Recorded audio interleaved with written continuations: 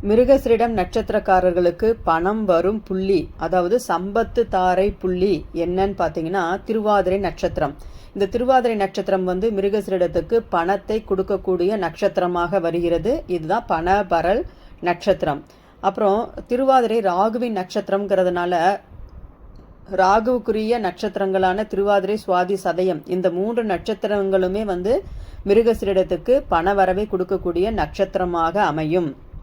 அதாவது திருவாதிரை, சுவாதி, சதயம் நட்சத்திரக்காரர்கள் யாராவது அவங்க வீட்டில் இருந்தாங்கன்னா அவங்க கையால் கொஞ்சமாவது பணம் வாங்கி ஒரு தொழில் ஆரம்பித்தாங்கன்னா இவங்களுக்கு தொழில் பல மடங்கு பெருகி நல்ல லாபம் கொடுக்கக்கூடிய அமைப்பு உருவாகும். ஏன்னா பணம் கொடுக்கக்கூடிய கிரகமே இவங்களுக்கு ராகு தான்.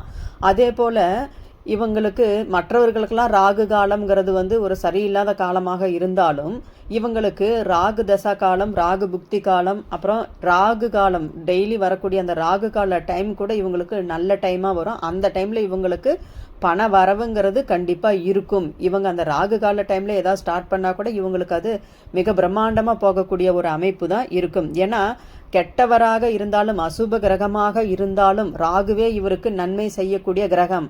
அதனால் இவங்களுக்கு ராகு காலம் கெடுதல் கிடையாது. ராகு காலம் இவர்களுக்கு நன்மை.